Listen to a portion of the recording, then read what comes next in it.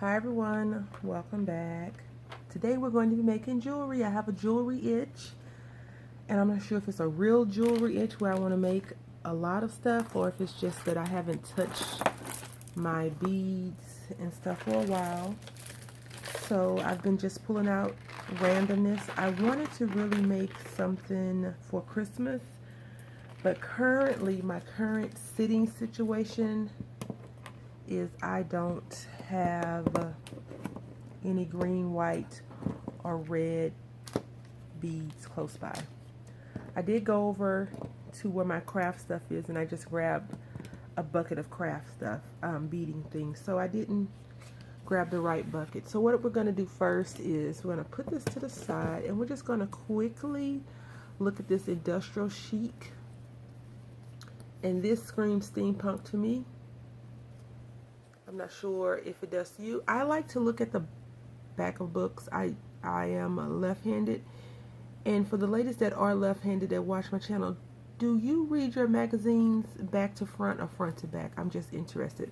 The reason why I want to look at this one on the back because you can see the projects that are on there, and even though we're not going to create anything directly from this book today, it will give me some inspiration. And you know, every time I say E6000, oh, it is 6000. At first I thought it was E600, but it is E6000 because I was thinking I made a video a couple of days ago that I kept saying E6000, but it is E6000. So now I feel a little bit better about my knowledge of craft material, and then it just shows you the findings that you need, and it gives you some hints and techniques. If you ever notice, all of the hints and techniques are always from a right-handed person's point of view until they incorporate left-handed creations. I went out, when I first got this book, I went out and went to Lowe's and bought some cogs and screws. Do you know those things are not cheap? Those are not a pretty penny, but they cost money. So if you can get them from a big box craft store like Hobby Lobby, because you know they sell spare parts, it will probably be a good cost-effective thing. This is really cute. You only need a few pieces to make this happen. As you all know, I've been playing around with my buttons a lot lately, so I think what I'm going to do is pull out the buttons, just throw some stuff up here and see what happens. I just wanted to share with you this book. I got it from Hobby Lobby. I have like 3 of these books. I bought one for myself, I bought one for a lady in San Antonio, and then I couldn't find my book, so I bought another book again. And you know, the thing about these pink tags, the tags that you see on Hobby Tuesday morning products, is one day this could be 10%, 20%, 30%, 50%, 90%. It just never, you know, they keep changing the percentages also. If you have a Tuesday morning near you and you go there, just always pay attention. I always thought that the pink was like the best deal, but nope, not at all. So what we're going to do now is we're just going to get some scissors because I need those to cut random things off. I hope you all are having a great day. My day is early here. It's morning time. As you all know, I usually craft in the morning time. Or if I can get my little roommate to go to bed really early, I craft at night. But that has not been the case for several weeks, months even, honestly. And I'm just going to pull out a few bead strands and cut them and just plop them up on the work desk right here. Tuesday morning, in my opinion, used to have very good deals on their beads. I'm not sure why they had such great deals until recently. And I know that inflation is a reason why some of the things are going up, but you know, some of the things go up from $1 to $2 or $2 to $5. So if you go into Tuesday morning hoping to find some of those same great deals that you found a couple of years ago, maybe a couple of weeks ago, 2 or 3 days ago, you may not always get those great deals. And I, again, don't know what we're going to make yet. I think we may make a bracelet, a charm bracelet of some sort. I went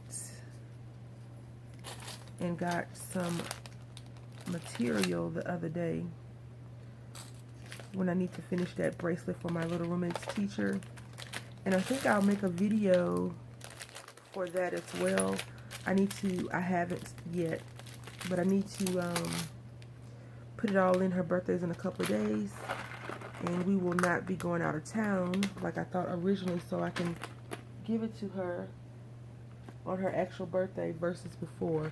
So I think we have enough things out. I am looking for one more thing because I do want to I want to twist some wire up. So I'm just looking for a spool of wire. Okay, so I just wanted to quickly mention something. If you were looking to save money, you know the little fishing line that comes, I call it fishing line even though it's probably some real jewelry finding name for it, for DIY.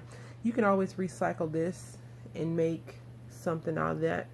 I just try to cut off all the pieces that I paid for. I'm not going to recycle this. I usually just trash it. But if you needed to for whatever reason, you could. Excuse my fingertips. Not that I need to apologize for having dirty fingertips. I have been stamping and playing with some staining, so my fingers are a little bit uglier than normal. And now we're going to go ahead and get started. And I like to use my head pins and eye pins, as I've showed you all these before. These are longer than the normal size ones. They're a little bit longer than the normal size ones. And I think I actually dropped the regular size in with these because I wasn't paying attention to what I was doing originally when I first pulled them out a while back. And the only thing I did not pull out was my jump rings because I'm a left-handed crafter, not an organized crafter. Crazy. So what I want to do is I see two things that I could definitely do. I could take these colors and create something with, and I think I may try that, or I could take the pink ones and do something with, or I can take, you know, it's a multitude of color combinations right now, but I think that this darker color is calling my name. And I wish I had my small seed beads because I could definitely whip out a bracelet really quickly, and I don't have my wire over here. It's on the other side, so let me just stop being a lazy bum and get it. I have decided to embrace my laziness and just go with what I have. If it doesn't look good or work out great, I'll just start over. I went to Michael's the other day to see if I could find another one of these tools, to see if they had a smaller opening, a smaller curve right there. That section was empty where the tools were. Again, just folding it over, and now I'm going to roll back.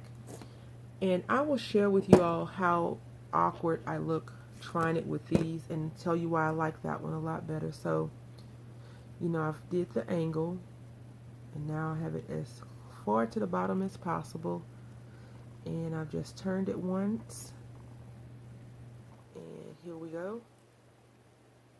And this should be fairly simple and easy for me to do, but it's not. And that's how it looks.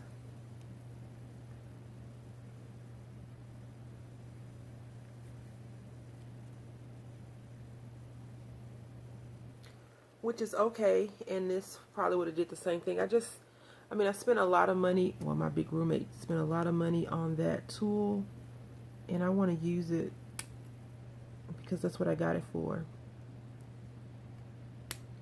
And I don't know the actual name of it. I guess I could look it up and put it in the bottom. I'll look it up and put a link to it in the description box.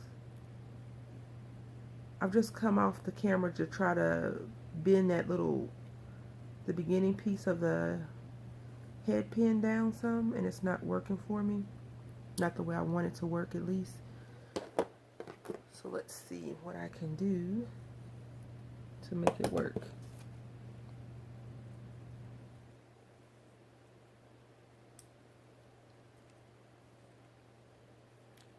I made a wreath the other day. I didn't share it on anything because I figured I could do another wreath for you all. You know, some of the craft projects that we create as crafters will be repeat craft projects. Especially if you are a card maker. All your cards, everything you make is essentially a card. It's just your technique, the color, the paper, the sentiment. Those are all different. So some of the things that I create, I don't know if you all are getting tired of seeing the same thing. Like, you've seen these color beads before already. You've seen all of the stuff that I'm getting ready to use and make. But I guess you come back for the quirkiness, and I appreciate that more than my thank you and words can share or show. I've recently emailed one of the people that you know, makes comments, and I haven't seen her commenting, and I haven't gotten a response yet, so I'm worried. I don't have everyone's phone number, and I'm not saying I need everyone's phone number to check on you and make sure you're doing okay, but you know, sometimes when you have a person that comments or you've made friends with, you do worry about their well-being, and so I'm just concerned, a little concerned. I'll give it another couple of days before I send another email out asking her if she's okay. And if she's decided that she doesn't want to watch my channel anymore, you know, that is fine. I just want to make sure she's okay. I had a smoothie for dinner last night. I'm hungry. I have a lot going on in my head. I try to work out, as I've told you all before, like my crafting projects and everything out before I do them, or mostly try to work them out. So whenever I have issues or problems for real life, I do the same thing. I try to just map out a plan for us. And us is my big roommate, my little roommate, Nicholas, and myself. Because even though Nicholas is a non-contributor in the household, he is still a part of the family. So, for example, if things need to be done for him or about him, we need to make sure that, you know, we have enough money for his medical expenses if he needed medical expenses. The same thing for the baby and my big roommate and myself. So right now we just have some things going on in life, and it's keeping me up at night. I've prayed about it, and I need to just let it go and not be concerned. But you know, when you're in the eye of the storm, you are definitely concerned about the weather. Once the rainbows come and you see that everything's okay, your concern or caring about the weather goes away until the next storm comes and you're worried all over again. Which I guess is where I am now, in the midst of the storm. I don't know if I'm in the eye yet, but it definitely is a perfect storm brewing, if anything. When I was younger, like early 20s, I used to always see older people like in their 50s going through things. And 50 is not old now because I'm older. But you know, when you're 20, when you're 10, 50 is like ancient. Let's see how these look together. This is acrylic and this is glass. So, of course, sometimes quality control fails me, and that could have been one of the times, but I mean, look, this is blue.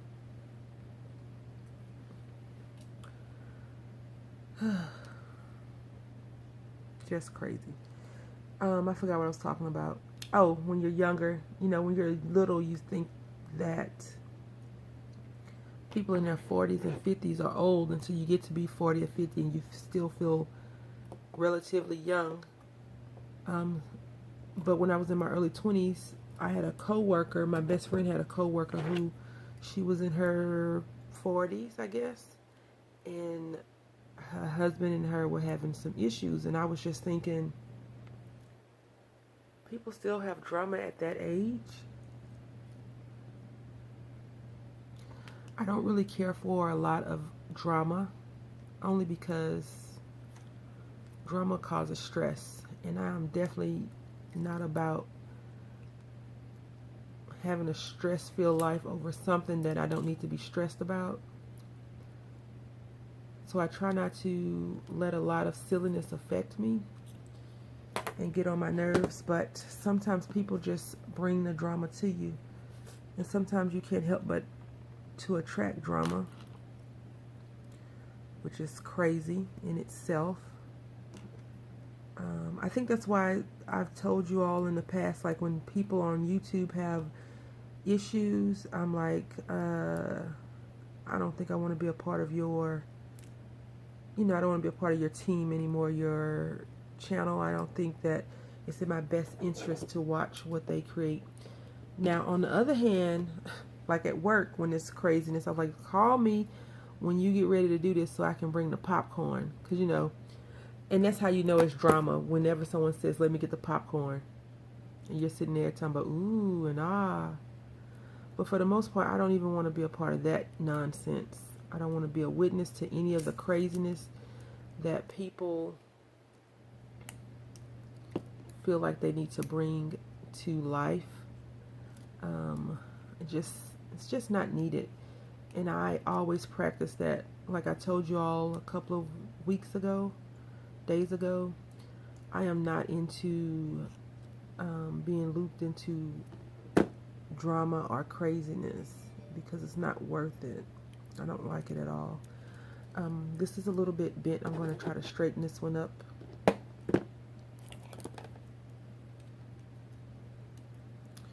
So my desk stand was crooked. It was falling apart, and I'm not blaming the baby. For those of you who are team baby, team little roommate, I tend to mess with the neck of it a lot, so I'm sure it was my fault. And the reason why, just so you all know, you can't see it right now, but the reason why I have junk in the base of the camera is because I don't want you to see the ugly PVC pipe.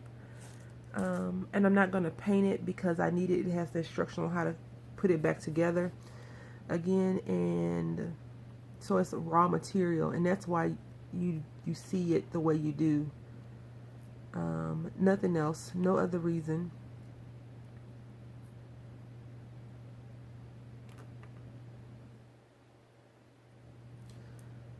So that's why it's like that. I bet the real beaters are like, you're wasting a lot of those spacers. And I probably am. I really want to, well, I'll do that for another video, but I really want to, that's ugly. I really want to do some button jewelry. Button jewelry, in my opinion, is not easy. I've did it before, and it's a little bit of a struggle to create what I was trying to create, because you really need the right material. You can't just go and say, oh, I got some wire and a button, let me work it out and make it to what I want it to be made into. You really need the right material for buttons to look right. And that little edge was bugging me, so I'm just trying to flatten it down as much as possible.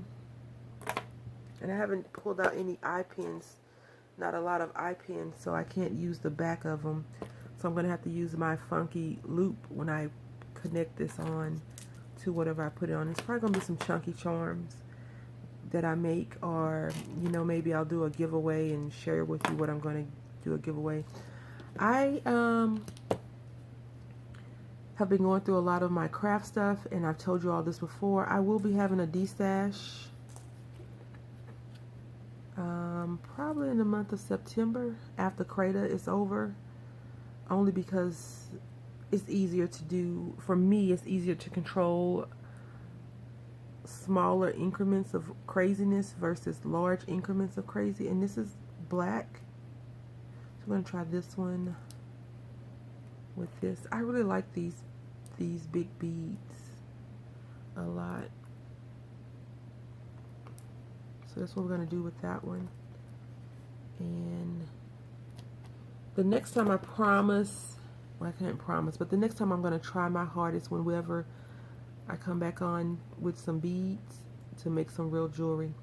I'm going to pull out my necklace maker, get some small seed beads, and we're going to make some necklaces or something. Get the lobster claws out and just do some real jewelry making. I think I just want to play with my beads because I've been cleaning, sorting, throwing away, gifting, asking myself, why did you ever buy that?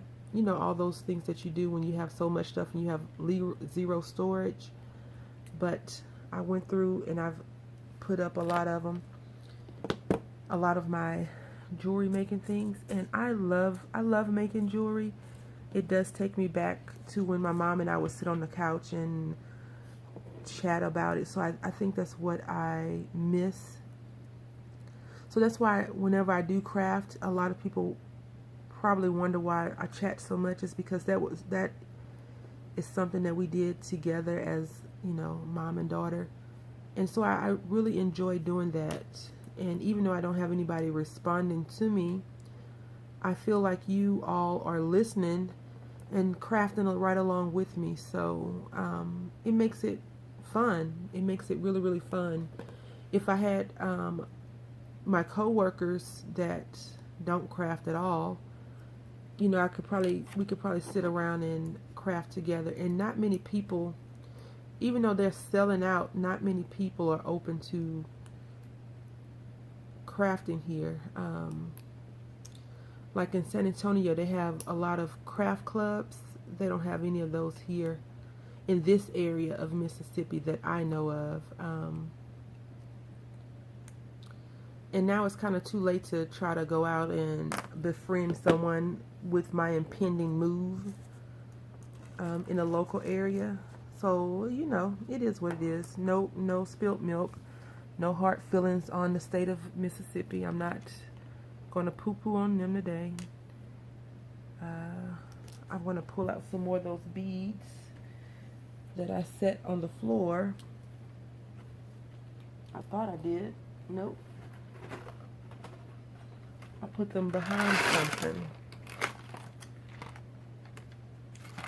Just crazy. And I wanted these little black ones. These go for $8. Of course, you get them half off, which would be $4. But I got these for $2.40, which is awesome. I know that a lot of people don't have the same craft areas that I do, so I want to talk about a craft area that I don't have, that only people in New York, in the city, would have. Is they have a craft in what is it?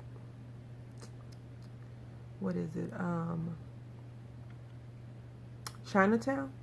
They have like a craft area where you can go in and buy lots, LOTS, not like a lot of, but lots of findings, acrylic beads, glass beads for very inexpensive prices. So if you're in that area in the city, Manhattan, by Houston, you can definitely go there and get it if you have transportation, you know, the bus or the train or whatever. I really, really like that. I'm not sure what has happened since the last time I went, but you know, they have all those people, the boosters on the corner selling those fake purses and things like that. I know that they were saying that they were cleaning up that area to promote more tourists coming to different areas, and that's throughout, I think, America. They're trying to get rid of some of the people that are, you know, the characters. And I can only think of 2 places that have characters, and that is Manhattan on Broadway and in California. I've never seen people dress up in any other states that I've been to, visited, lived in, or whatever, and, you know, took tips. Basically panhandled. I do see a lot of panhandlers, but usually they have signs that say, homeless, me and my family have been on the street for this amount of time, or, you know, we'll work for food, and or just hungry, and then you offer them food in some instances and they don't take it. My big roommate, you know, he drives trucks, so he said that this one guy was like, I'm really hungry, I haven't had anything to eat or drink, and he was like, hey, I got some sandwiches in the cab, and the guy was like, sandwiches? Like, I don't want that crap. And I was like, well, he didn't want it. And then, you know, on other instances, you have people that are truly homeless and they are willing to take whatever you give them, which is awesome. So you just have to be careful with that. But anyway, back to the beads that I was talking about, the things. Whenever I would go there, I would get that. I would try to go and look and see. I really like that they have that. It's kind of like eBay online, but in store. And this one didn't come out that good. I hope I've been in frame because I've been looking at what I was doing, not looking through the camera. And I hope you all are enjoying it. This will probably be just a two-part. I'm not going to combine it together because I'm at 26 minutes. And again, this is just really a chit-chatty video. I was going to live stream, but I chose not to, only because